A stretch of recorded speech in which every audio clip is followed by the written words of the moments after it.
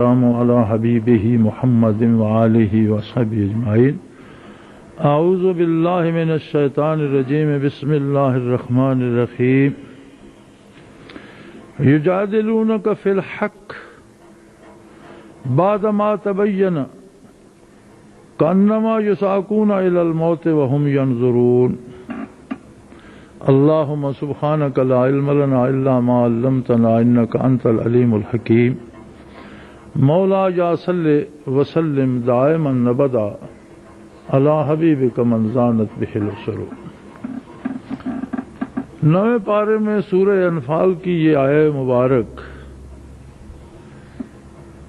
بڑی ایک خوبصورت بحث کا آغاز کرتی ہے اور ایک خوبصورت فلسفہ بیان کرتی ہے کہ ایمان کیا ہے اور ایمان سے محرومی کیا ہے. کیوں لوگ ایمان قبول نہیں کرتے؟ دنیا میں ہم نے دیکھا ہے ہر بندہ کسی نہ کسی خوبی، کسی نہ کسی اچھی چیز کا شیدائی ہے. کوئی اچھے شعر پہ مرتا ہے، کسی کو شعروں کی الفاظ و معانی کی سمجھ نہیں آتی، لیکن گانے والے کی آواز اسے اتنی خوبصورت لگتی ہے کہ اس پہ مرنے کو جی چاہتا ہے. کوئی اقتدار کے لیے ساری عمر جیلوں میں گزار جاتا ہے اور اپنی اس دھن پہ ڈٹا رہتا ہے کہ میری منزل اقتدار ہے.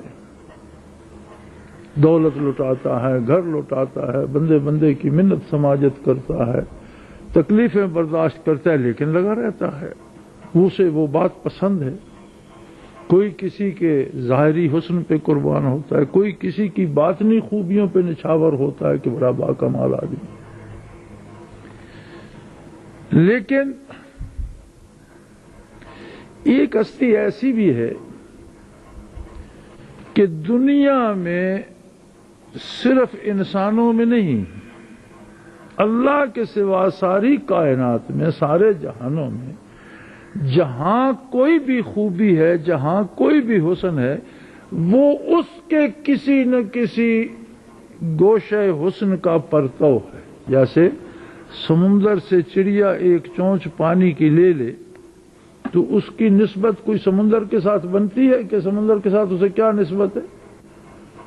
اسی طرح روئے زمین پر ہی نہیں، آسمانوں پر، عرشوں پر، جنت میں وما ارسلناک الا رحمۃ للعالمین، ساری کائنات خوشہ چین ہے، جمال ظاہری کی بھی، جمال باطنی کی بھی.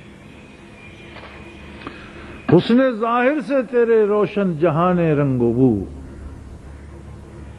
حسن ظاہر سے تیرے روشن جہان رنگ و بو، پر جمال باطنی کی ذوفشانی اور ہے.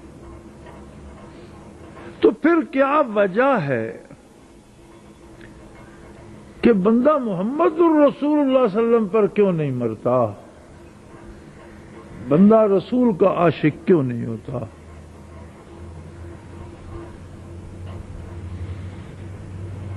اللہ کریم فرماتے ہیں میرے حبیب یجادلونک فی الحق، اے میرے حبیب تو بات اتنی سچی کہتا ہے کہ تیرا ہر لفظ حق ہے. ایسے بد نصیب ہیں کہ تیرے ساتھ جھگڑا کرتے ہیں، حق پر جھگڑتے ہیں. حق تو حق ہوتا ہے، سچائی تو سچائی ہوتی ہے، اور وہ ماننے کے لیے ہوتی ہے، جھگڑنے کے لیے نہیں ہوتی. جھگڑا ہوتا ہے یہ بات ثابت کرنے کے لیے کہ جو کہا جا رہا ہے یہ سچائی ہے کہ نہیں. جھگڑا اس بات پہ ہوتا ہے کہ جو کچھ کہا جا رہا ہے یہ سچ ہے یا نہیں، اور جب ثابت ہو جائے کہ یہ سچ ہے پھر جھگڑا کیسا؟ جب آپ نے مکہ کے قبائل کو جمع فرما کر پوچھا کہ میرے بارے تم لوگوں کی کیا رائے ہے، اور آپ کوہ صفا پر کھڑے تھے، اب تو صفا مروہ بھر گئے ہیں مٹی سے اور درمیان سے فاصلہ تھوڑا رہ گیا، اچھے بھلے اونچی پہاڑیاں تھیں، تو سامنے سارے لوگوں کو جمع فرمایا، تو سب مشرکین مکہ نے، کفار مکہ نے، سب نے یک زباں ہو کر کہا کہ آپ صادق بھی ہیں، امین بھی ہیں، آپ کے 40 سال ہمارے درمیان گزر گئے، ہمارا یہ تجربہ ہے کہ ہر بات میں ہم نے آپ کو سچا پایا، امانت دار پایا۔ آپ نے فرمایا اگر میں یہ کہوں کہ میں تو پہاڑ کی چوٹی پہ کھڑا ہوں، کیا خوبصورت مثال دی حضور علیہ الصلوۃ والسلام نے، تمہیں دوسری طرف کچھ نظر نہیں آ رہا، لیکن میں چوٹی پہ کھڑا ہوں، میرے سامنے جس طرح تم ہو اسی طرح دوسری طرف بھی ہے، اور میں تم سے کہوں کہ دوسری طرف ایک لشکر ہے جو ابھی تم پر حملہ آور ہوگا اور تمہیں تباہ کر دے گا، تو کیا کرو گے؟ انہوں نے کہا جی آپ کی بات مانیں گے، آپ سچے ہیں، امین ہیں، یقین کریں گے، اور جو تدبیر دفاع کی ہو سکے گی وہ کریں گے۔ تو آپ نے فرمایا ایسے ہی میں دونوں جہانوں کے سنگم پہ کھڑا، اور میں تمہیں بتا رہا ہوں کہ اس کفر اور شرک کا انجام تباہی ہے، میں تمہیں بتا رہا ہوں اللہ واحد ہے اور لا شریک ہے، حق پر کیا ثمرات مرتب ہوں گے میں تمہیں بتا رہا ہوں اور دیکھ کر بتا رہا ہوں، باطل کا کیا حشر ہوگا یہ میں تمہیں بتا رہا ہوں اور دیکھ کر بتا رہا ہوں۔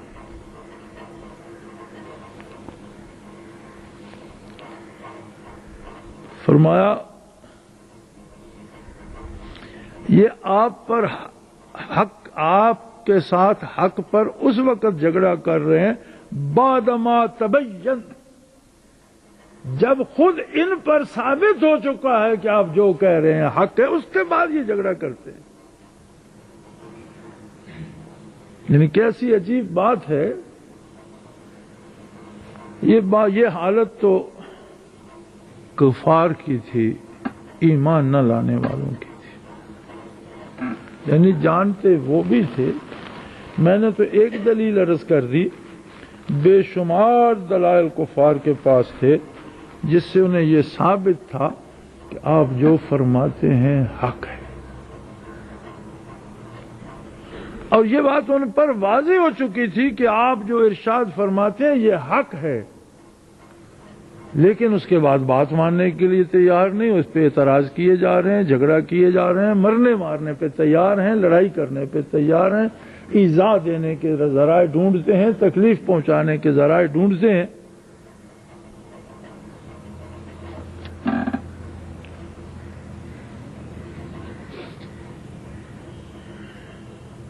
اور فرمایا ان کا عالم یہ ہے کہ آپ کی بات ماننے کے لیے ان پر یہ حالت طاری ہو جاتی ہے کہ انما یساقون الی الموت، جیسے کھینچ کر کوئی انہیں سولی کی طرف لے جا رہا ہے یا موت کی طرف لے جا رہا ہے یا قتل گاہ کی طرف لے جا رہا ہے، جس طرح بندہ ڈر جاتا ہے، اس کا رنگ پیلا پڑ جاتا ہے، وہ بد دل ہو جاتا ہے، ادھر نہیں جانا چاہتا، کھینچ کر لے جایا جاتا ہے۔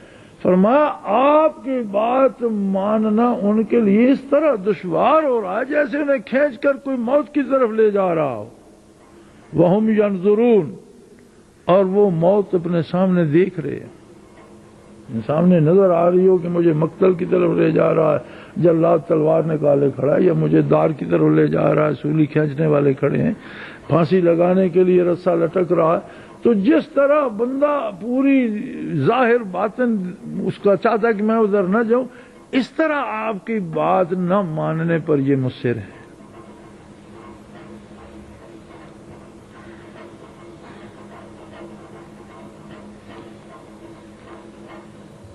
اب یہ حال تو تھا کافروں کا، جنہیں ایمان نصیب ہو جاتا تھا ان کا عالم یہ تھا کہ وہ رات دن کسی نئے حکم کے انتظار میں رہتے تھے کہ دیکھیں اب کی حضور کی بارگاہ میں حاضر ہوتے ہیں تو اللہ کریم کی طرف سے کیا حکم نازل ہوتا ہے، اب جو نئی وحی الہی آتی ہے وہ کیا ہے، اور انہیں یہ تمنا ہوتی تھی کہ زیادہ سے زیادہ موقع ملے ہمیں حضور کی اتباع کا اور اللہ کی اطاعت کا۔ یعنی کفر اور ایمان کا فلسفہ یہ ہے کہ کہ اگر ارشادات نبوی پر عمل کرنے کو جی نہ چاہے اور وہ بڑے مشکل لگیں اور اوکھے نظر آئیں تو یہ دلیل تعلق کی نہیں ہے. یہ جانتے ہوئے بھی کہ نبی برحق ہے، یہ جانتے ہوئے بھی کہ قرآن برحق ہے، یہ جانتے ہوئے بھی کہ جو فرمایا جا رہا ہے یہ حق ہے، اور پھر بندہ عمل کرنے کو اس کا جی نہ چاہے اور اتنا مشکل ہو اس کے لیے جیسے پھانسی لگنا پڑ رہا ہے.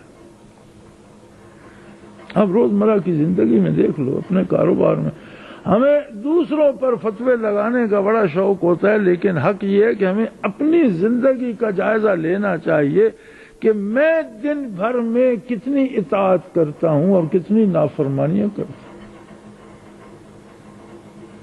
مجھے صبح اٹھنا پڑے تو مجھے کتنا دشوار نظر آتا ہے، جبکہ ارشاد ہو رہا ہوتا ہے الصلاۃ خیر من النوم، اعلان ہو رہا ہوتا ہے کہ نیند سے اللہ کی عبادت کروڑوں درجہ بہتر ہے. میں کیوں نہیں اٹھ جاتا؟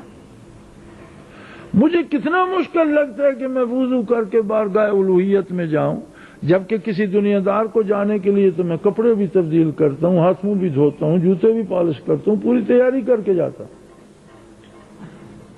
اور نماز کے مسائل میں یہ بات موجود ہے کہ جس لباس میں آپ دنیا کے کسی آدمی سے ملنا پسند نہیں کرتے اس لباس میں آپ کی نماز نہیں ہوتی. یہ یاد رکھ لیجئے، یہ مسائل کوئی نہیں بتاتا، یہ کبھی زیر بحث نہیں آتے. لیکن کوئی اگر ایسا لباس آپ نے پہنا ہوا ہو کہ وہ لباس پہن کر آپ کسی سے مل نہ سکتے ہوں یا باہر جانے سے گھبراتے ہوں، گھر سے باہر نہ نکلتے ہوں، اس لباس میں نماز نہیں ہوتی. میرے اکثر دوست جو جیب سے چھوٹا سا رومال نکال کے سر پہ الٹا سا باندھ لیتے ہیں، اگر وہ رومال نہ باندھیں، ننگے سر نماز ادا کریں تو وہ اس رومال باندھنے سے بہتر ہوگی. اس لیے کہ کوئی بھی بندہ اس طرح کا رومال باندھ کر کسی عدالت میں نہیں جاتا، کسی کورٹ میں نہیں جاتا، کسی افسر کے سامنے نہیں جاتا، کسی کو ملنے نہیں جاتا، پھر اللہ کی بارگاہ میں کیوں جاتا؟ مرد کے لیے سر ڈھانکنا فرض نہیں ہے، عورت کے لیے فرض ہے، مرد کے لیے فرض نہیں ہے. اگر اس کے پاس پگڑی نہیں ہے، ٹوپی نہیں ہے تو ننگے سر نماز پڑھ لے، ادا ہو جاتی ہے. لیکن یہ جو ٹوٹی ہوئی ٹوپیاں مساجد میں پڑی ہوتی ہیں انہیں پہن کر آپ کسی سے ملتے ہیں؟ ہماری مسجد میں بھی کئی بوریاں ساتھیوں نے رکھوائی تھی، میں نے ساری اٹھا کر تنور میں پھینکوا دی کہ جس کے پاس کچھ نہیں ہے وہ ننگے سر پڑے. یہ سیاہ ہو جانے والی اور ٹوٹی پھوٹی ٹوپیاں پہن کر آپ اگر کسی عام آدمی سے ملنا پسند نہیں کرتے تو اللہ کے حضور میں یہ ٹوپی کیا کرے گی؟ اور اگر آپ خوش لباس ہو کر لوگوں سے ملنا چاہتے ہیں تو اللہ کے حضور بھی خوش لباس ہونا چاہیے. پھر یا جو آپ کی روزمرہ زندگی ہے جس میں بے تکلف ہر ایک سے مل سکیں. میں ایک دفعہ نورپور تھا، ہل چلا رہا تھا، جنرل ضیاء الحق مرحوم کا زمانہ تھا. یہاں الیکشن پہ کچھ گاؤں میں جھگڑا ہو گیا اور ہمارا ایک عزیز میرے پاس آیا جی کہ ان پہ فوجیوں کا وہ کوئی دفعہ پتہ نہیں 16 کیا تھا مارشل لا کا، تو M L O martial law order number 16 وہ اس وقت ہوا کرتا تھا، تو وہ بڑا تکلیف دہ ہوا کرتا تھا، یہ سزا ہوتی تھی. تو ان پر اس میں پرچہ ہو گیا تو وہ غلطی ہو گئی، تو اب وہ آپس میں صلح بھی کرتے ہیں لیکن وہ انہیں چھوڑتے نہیں، تو ان کی سفارش کرنی ہے. اب میں ٹریکٹر پہ بیٹھا ہوا تھا، کپڑے میرے گرد سے اٹے ہوئے تھے، جوتے میرے مٹی میں اٹے ہوئے تھے، منہ سر بھرا ہوا تھا. تو میں نے کہا چلو چلتے ہیں، اس پنڈی چلتے ہیں. جیپ کھڑی تھی، میں نے اس بندے کو ساتھ بٹھا لیا، جیپ لے لی. تو وہ بڑا حیران ہوا، مجھے کہتے ہیں عجیب آدمی ہو، نہ ہاتھ دھویا نہ منہ دھویا نہ کپڑے تبدیل کیے. میں نے کہا ابھی ابھی اس لباس میں میں نے زور ادا کی ہے.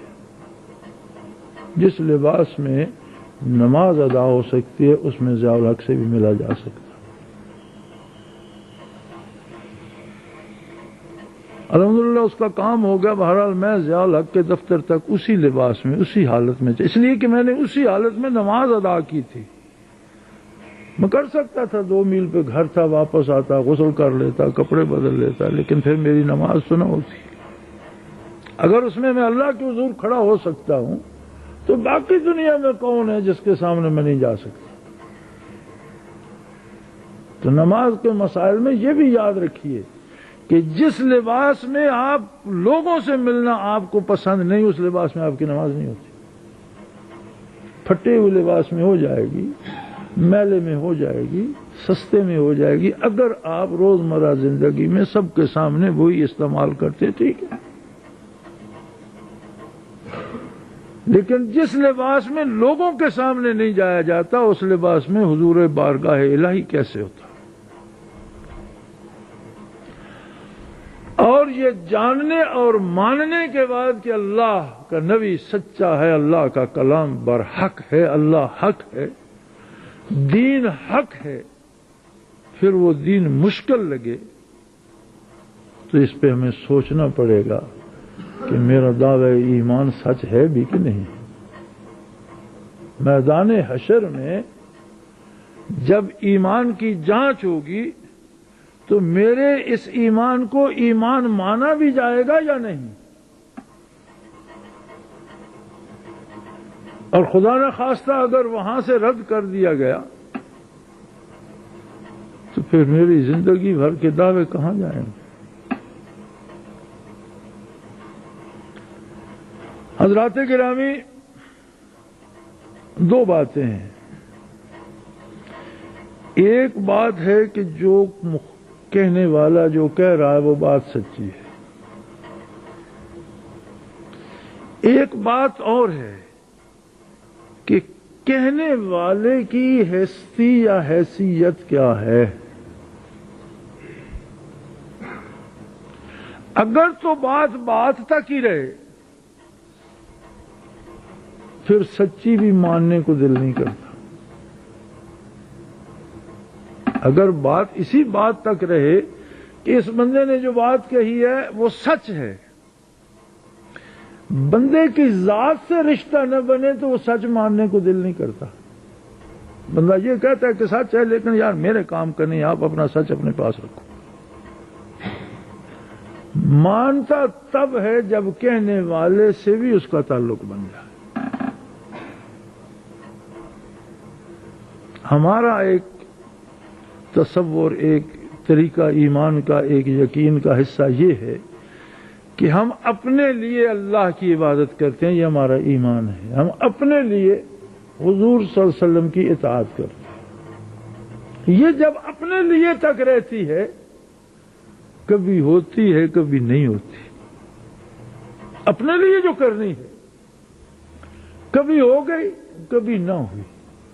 اور اگر اللہ آشنائی دے دے محمد الرسول اللہ کی ذات صفات سے، آپ کے جمال جہاں آرا سے، آپ کے حسن دو عالم سے اگر آشنائی دے دے اور بندہ اس لیے کرے کہ میری تو ذات کو چھوڑو، اللہ پاک رحم فرمائے گا، جو ہوگا ہوگا، میں نے اس لیے کرنا ہے کہ میرا محبوب مجھ سے راضی رہے، کام تب ہوتا ہے، دین پر عمل تب ہوتا ہے۔ یہ صحیح ہے اور یہ حق ہے کہ ہم اللہ کی عبادت اپنے لیے کرتے ہیں، اللہ کو ہماری عبادت کی ضرورت نہیں ہے۔ مرزا مظہر جان جانان شہید رحمت اللہ علیہ فرماتے ہیں، خدا در انتظار حمد مانست، محمد چشم بر راہ ثنا نیست، صلی اللہ علیہ وسلم کی۔ اللہ کو ہماری تعریف کی انتظار نہیں ہے کہ ہم تعریف کریں گے تو اس کی تعریف ہوگی، ساری کائنات اس کی تعریف کو، کوئی بھی نہ کرے تو اس کی تعریف اپنی جگہ قائم ہے، وہ کسی کا محتاج نہیں۔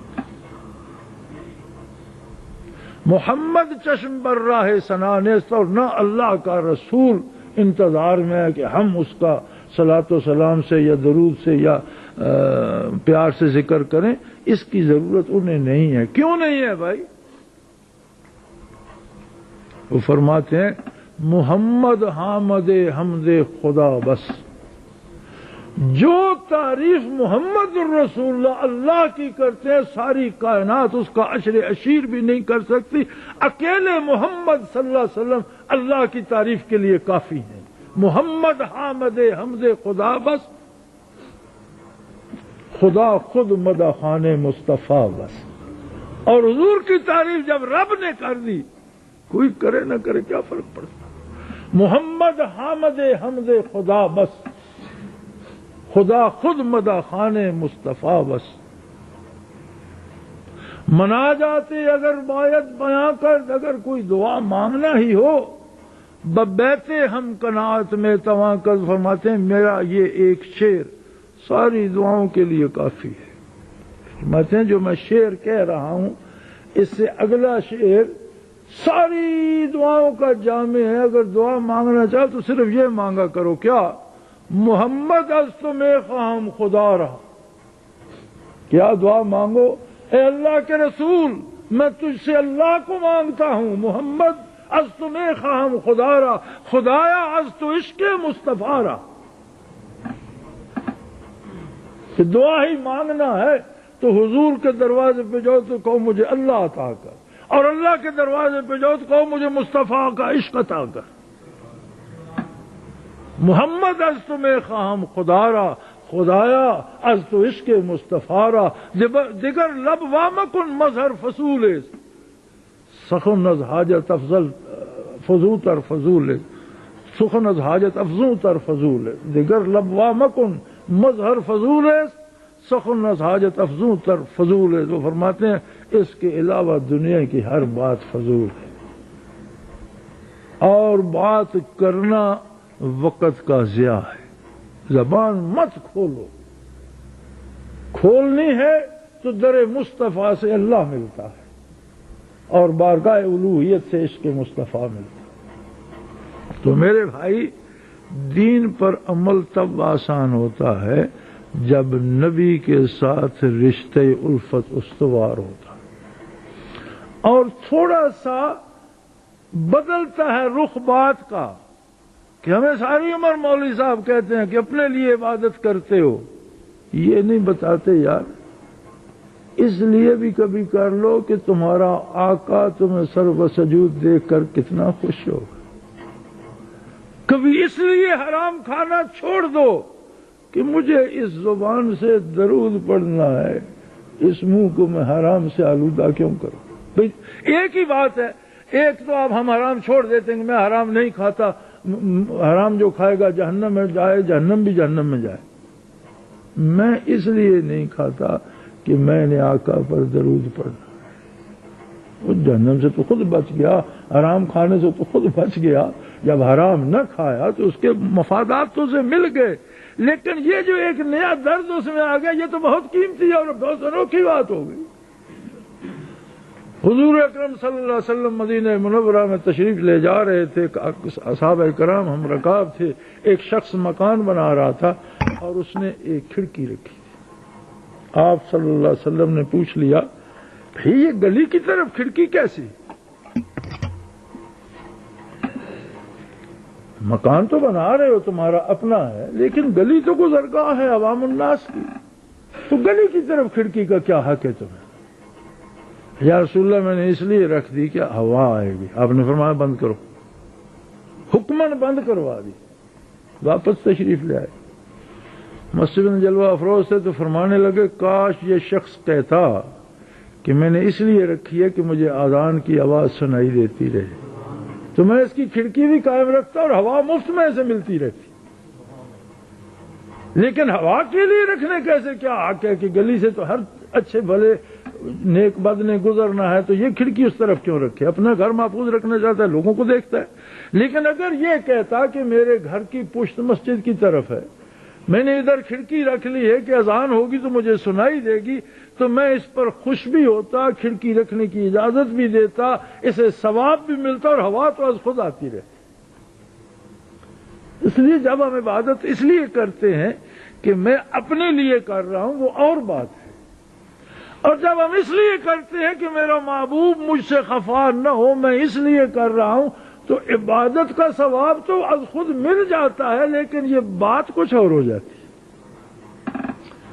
پھر وضو کرنا مشکل نہیں لگتا، پھر راتوں کو اٹھنا مشکل نہیں لگتا، پھر حرام نہ کھانا مشکل نہیں لگتا، پھر سچ بولنا مشکل نہیں لگتا، پھر اللہ کی اطاعت کرنا مشکل نہیں ہوتا، پھر کاروبار دکان چھوڑ کر نماز کے لیے جانا مشکل نہیں لگتا، اور جب اپنے لیے ہوتا ہے تو بندہ کہتا ہے یہ بھی تو اپنے لیے کر رہا ہوں، جو دکان پہ سودا تول رہا ہوں، اب یہ گاہکوں کو بتا لوں گا، پھر اپنے لیے کرنا ہے، پھر کر لوں گا نماز، تاخیر سے پڑھ لوں گا، دیر سے پڑھ لوں گا۔ اپنے لیے کرنے میں اور بات ہے اور کسی کے لیے کرنے میں اور بات ہے۔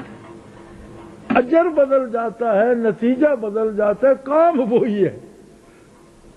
سوچ کا، انداز فکر کا، تعلق کا، رشتے کا فرق ہے، اور یہی بات یہاں کفار کے حق میں اللہ کریم نے بتائی۔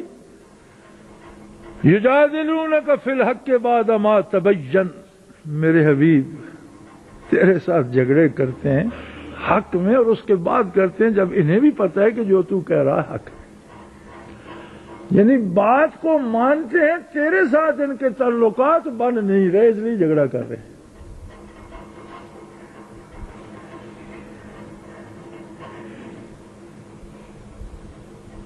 اور انہیں اتنا مشکل لگتا ہے آپ کی بات کو ماننا صلی اللہ علیہ وسلم، کانما یساقون الی الموت وہم ینظرون، جیسے یہ دیکھ رہے ہو کوئی انہیں موت کے کنویں میں پھینکنے لگا۔ اب ہم اپنے آپ کو دیکھیں، حساب ہم نے اپنا دینا ہے، دوسروں کا نہیں۔ ہم فکر دوسروں کی کرتے ہیں، حساب اپنا دینا ہے، فکر دوسروں کی کرتے ہیں۔ کیا ہم اس درد سے کبھی کوئی سجدہ کرتے ہیں کہ میرا محبوب راضی ہوگا کہ میری اطاعت کر رہا ہے، اور جب حبیب کبریا راضی ہوگا تو اللہ راضی ہوگا؟ اس ارادے سے کبھی ہم نے ہاتھ باندھے ہیں؟ کبھی اس ارادے سے قیام کیا ہے؟ کبھی کوئی لقمہ چھوڑا ہے کہ یہ کھانے سے تو بدمزگی آئے گی اور یہ تو حرام ہے یا مشکوک ہے، اب یہ کھا کر میں کیسے درود پڑھوں گا؟ جب تک یہ بات نہ بنے تب تک عبادت کی توفیق رضا نہیں ہوتی۔ حال یہی رہتا ہے، بندہ کبھی کر لیتا ہے، کبھی نہیں کرتا۔ اپنا کام جو اپنے لیے جو کرنا ہے، کبھی کر لیا، کبھی نہ کیا۔ جب ان کے لیے کرنا ہو تو پھر نہ کرنے کا سوال پیدا نہیں ہوتا۔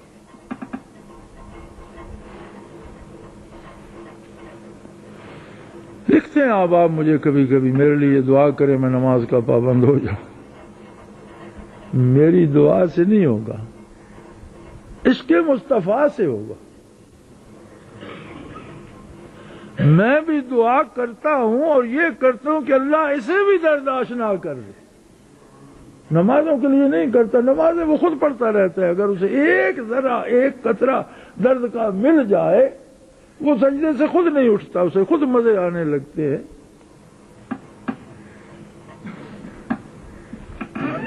لیکن میرے بھائی ایمان اس چیز کا نام ہے۔ ہم بھی عجیب لوگ ہیں، ہم زندگی میں ساری زندگی آسانیاں تلاش کرتے ہیں۔ بھلا آسانیوں میں کوئی شے ہے؟